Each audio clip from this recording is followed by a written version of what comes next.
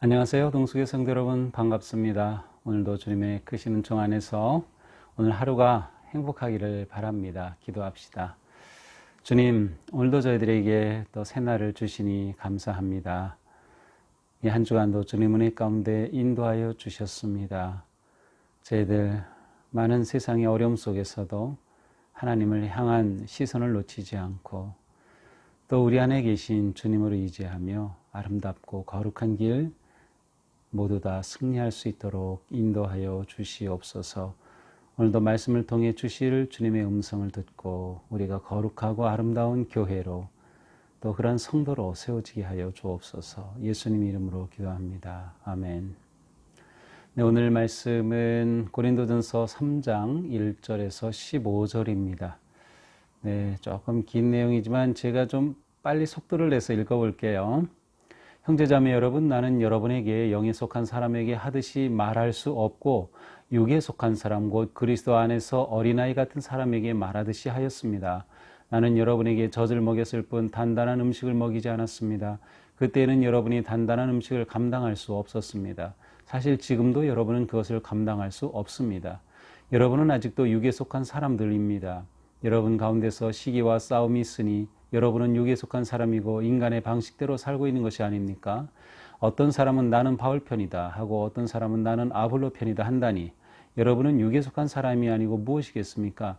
그렇다면 아볼로는 무엇이고 바울은 무엇입니까? 아볼로와 나는 여러분을 믿게 한 일꾼들이며 주님께서 우리에게 각각 맡겨주신 대로 일하였을 뿐입니다. 나는 심고 아볼로는 물을 주었습니다. 그러나 하나님께서 자라게 하셨습니다. 그러므로 심는 사람이나 물을 주는 사람은 아무것도 아니요 자라게 하시는 분은 하나님이십니다. 심는 사람과 물을 주는 사람은 하나이며 그들은 각각 수고한 만큼 자기의 삭슬 받을 것입니다. 우리는 하나님의 동역자요 여러분은 하나님의 밭이며 하나님의 건물입니다. 나는 하나님께서 나에게 주신 은혜를 따라 지혜로운 건축가와 같이 기초를 놓았습니다. 그런데 다른 사람이 그 위에다가 집을 짓습니다. 그러나 어떻게 집을 지을지 각각 신중히 생각해야 합니다. 아무도 이미 놓은 기초이신 예수 그리스도 밖에 또 다른 기초를 놓을 수 없습니다. 누가 이 기초 위에 금이나 은이나 보석이나 나무나 풀이나 칩으로 집을 지으면 그에 따라 각 사람의 업적이 드러날 것입니다. 그날이 그것을 환히 보여줄 것입니다. 그것은 불에 드러날 것이기 때문입니다. 불이 각 사람의 업적이 어떤 것인가를 검증하여 줄 것입니다. 어떤 사람이 만든 작품이 그대로 남으면 그는 상을 받을 것이요 어떤 사람의 작품이 타버리면 그는 손해를 볼 것입니다. 그러나 그 사람은 구원받을 것이지만 불속을 헤치고 나오듯 할 것입니다. 아멘. 사도 바울은 이제 그 고린도교에 있는 그러한 분열과 다툼, 경쟁의 문제를 놓고 그에 대한 이제 그의 권면의 말을 시작합니다. 1, 2절에 보니까 이 문제에 대한 바울이 제시하는 그런 구체적인 답변들이 나오는데 무엇보다 사도 바울은 그들을 향해서 이렇게 말하죠. 나는 여러분에게 영에 속한 사람에게 말하듯 할 수 없고 육에 속한 사람 곧 그리스도 안에서 어린아이 같은 사람에게 말하듯 하였습니다. 지금 고린도교의 성도들을 가리켜서 육에 속한 사람이라고 부릅니다. 반대말은 영에 속한 사람이겠죠. 육에 속한 사람, 다시 말하면 육신에 속한 사람, 세상에 속한 사람, 세상의 가치와 방식대로 사는 사람이라고 말할 수 있습니다. 반대로 영에 속한 사람은 그리스도 안에서 하늘의 참 지혜를 찾고 그 지혜를 따라 사는 사람이라고 할 수 있습니다. 세상과 구별 없이 사는 사람을 가리켜 육에 속한 사람이라고 사도 바울은 말하고 있습니다. 사도 바울은 이렇게 육에 속한 사람은 마치 유아와 같이 그냥 젖을 먹는 사람인 상태임을 말하고 있습니다. 사도 바울은 그들의 영적이 아직 영적으로 미성숙하고 있기 때문에 그들에게 젖을 먹였을 뿐 단단한 음식은 주지 못하였다고 말씀하고 있어요. 정말 좀 깊고 의미 있고 하나님께서 주시는 그러한 단단한 음식들을 이들이 먹을 수 없을 정도, 소화할 수 없을 정도로 지금 연약한 유아적인 상태임을 보여주고 있습니다. 그들이 이렇게 육에 속하고 또 분쟁하는 이유가 무엇입니까? 3절에 보니까 여러분 가운데 시기와 싸움이 있다라고 말합니다. 싸움, 갈등, 분쟁을 말하죠. 그 이유는 바로 시기 때문입니다. 시기가 싸움을 가져오는 것이죠. 어떤 시기가 있었나요? 그 다음에 보니까 그들은 이렇게 서로 다투었습니다. 나는 아볼로 편이다, 나는 바울 편이다 라고 서로 다투었습니다. 그러니까 스스로 나는 바울에 속하였다, 나는 아볼로에 속하였다 라고 하면서 고린도 교회 안에 분파가 생긴 것이죠. 이것은 육을 따르는 모습이었습니다. 그 세상의 모습이었죠. 실제로 고린도에는 이 당시에 로마 문명, 헬라 문명, 로마 제국 안에 이와 같은 일들이 많았어요. 서로 어느 분파에 속하고 어느 스승을 따른다고 하면서 갈등과 분쟁이 아주 많았던 그러한 시대였어요. 그런데 그것이 교회 안에도 그대로 들어왔던 것이죠. 사도 바울은 이것은 하나님 나라에 합당하지 않은 것이라고 분명히 말하고 있습니다. 아볼로와 바울이 어떻게 파가 될 수가 있겠습니까? 바울은 이렇게 말하죠. 아볼로, 나는 씨를 뿌렸고 아볼로는 물을 주었고 하나님이 자라게 해 주셨다라고 말합니다. 하나님께서 그들의 모든 것을 다 이루어 가시는 주체가 되신다고 하는 거죠.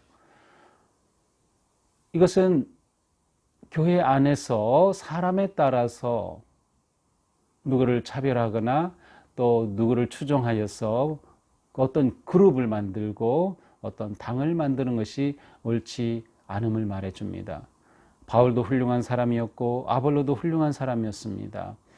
아볼로는 사실 나중에 교육을 받은 사람이었지만 그는 언변이 적고 성경에 아주 능통했던 사람으로 알려져 있어요. 참 좋은 지도자였죠. 그런데 성도들이 이 지도자들 사이에서 당을 이루고 싸웠던 것입니다.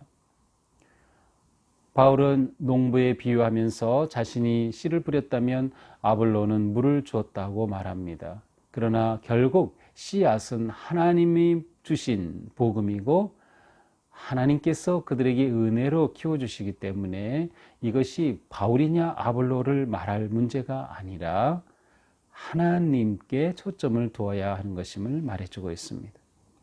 더는 사람에게 집중하여 싸우지 말고 하나님께 집중하여 성장하라고 말씀하고 있는 것이죠. 각각이라고 하는 표현이 나오는 것을 통해서 사역을 하는 사람도 각각 하나님이 주신 역할과 사명에 따라서 하는 것이고 성도들도 각각 자신의 영적 성장과 책임을 져야 한다고 하는 것을 보여주고 있습니다. 사역자들은 누구나 다 하나님의 일을 한다는 점에서 동일합니다. 사역에 차별이 있을 수 없는 것이죠.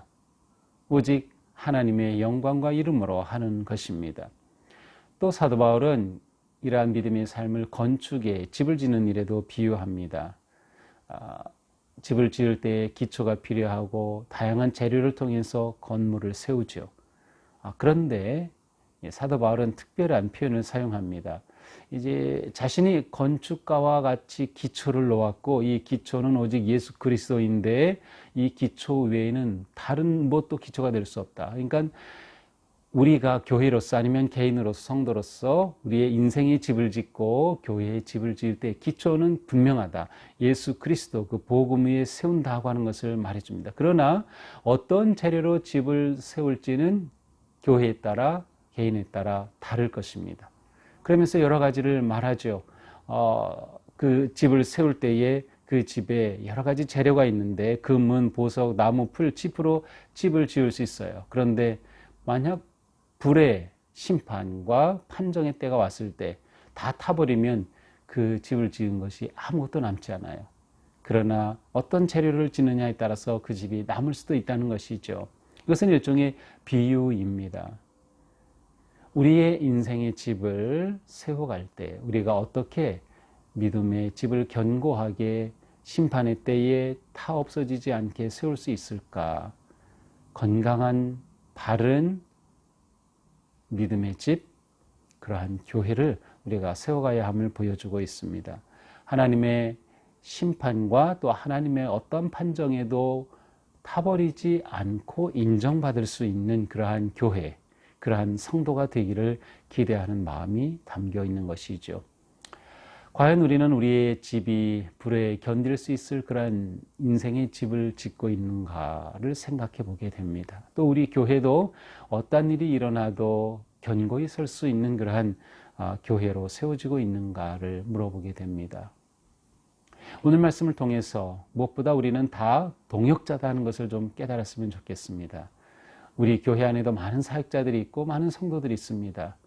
우리는 하나님 앞에서 동일합니다. 모든 중요한 사역자들입니다. 어느 사역이 더 중요하고 덜 중요한 것이 없습니다. 누가 더 중요하고 덜 중요한 사람이 없습니다. 우리는 다 누구나 동역자이고 우리는 다 하나님 앞에서 동일한 사람들이죠. 따라서 우리에게 필요한 것은 동역자 의식을 가지고 서로 협력하고 받아들이는 것입니다. 우리는 서로 협력하여 선을 이루어 갈 수 있어야 할 것입니다. 교회 안에 사람이 중심이 되면 분파가 생기죠. 오직 하나님 중심의 교회, 또 하나님 중심의 삶을 살아가야 합니다. 또한 우리 교회가 언제나 그리스도 복음 위에 든든하게 세워져 갈 수 있기를 바랍니다. 우리가 계속해서 교회를 교회되기라고 하는 주제로 우리 교회의 모습을, 본질을 찾아가는 그러한 지금 우리의 교회가 정말 바른 믿음으로 복음 위에 세워지는 교회가 되면 좋겠다. 여기에는 반드시 모든 성도들이 유아적인 상태에서 벗어나 성숙하고 믿음의 성인으로 자랄 수 있는 그러한 영적 성장이 필요합니다. 우리가 내 믿음이 유아적인 미숙한 믿음에서 성숙한 믿음으로 자라가도록 더욱더 말씀과 기도에 힘쓰는 삶을 살아야 할 것입니다. 마지막으로 우리는 하나님이 인정하시는 삶을 살자. 어떠한 경우라도 어떠한 불에도 남을 수 있는 인생을 살자. 물론 사도 바울은 구원은 누구나 다 받는다고 표현하고 있어요. 하지만 세운 집이 타버린다면 상을 받을 수 없음을 말하고 있죠. 우리가 열심히 일하고 살아가는 우리의 믿음의 삶이 하나님이 인정해 주시는 삶이 된다면 얼마나 좋을까요? 우리는 그렇게 할 수 있습니다. 오직 주님의 말씀을 붙잡고 기도하며 또한 주님의 선하신 인도하심에 순종한다면 우리는 누구나 다 성숙하고 잘할 수 있기 때문이죠. 우리가 세우는 믿음의 집이 견고하고 하나님께서 인정해 주시는 그런 복된 삶, 또 복된 교회가 되기를 주님의 이름으로 축복합니다. 기도하겠습니다. 주님, 오늘은 사도 바울이 고린도 교회에 그들이 어떻게 하나가 되어야 할지 주신 말씀을 보았습니다. 그들 가운데 있었던 다툼과 분쟁을 넘어서 그들이 유아적인 상태에서 어른의 모습으로 성장할 수 있으며 그들이 견고한 인생의 집을 짓고 또 건강한 교회를 세워갈 수 있기를 사도 바울은 원하며 권고하였습니다. 주님, 우리도 서로를 인정해주고 우리가 무슨 사역을 하든 무슨 일을 맡았든 우리의 직분이 무엇이든 그것이 차별이 아니라 서로를 인정하고 또 함께하는 동역과 협력의 삶이 되어서 힘겨운 이 시대에 우리 교회가 행복한 교회로 또 건강한 교회로 세워지게 하시고 또 우리 각 성도들의 삶이 말씀으로 잘 세워져서 하나님 인정하시는 삶, 상을 받는 그런 멋진 삶이 되게 하여 주시옵소서. 예수님 이름으로 기도합니다. 아멘.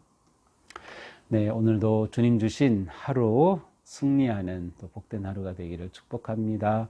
사랑합니다.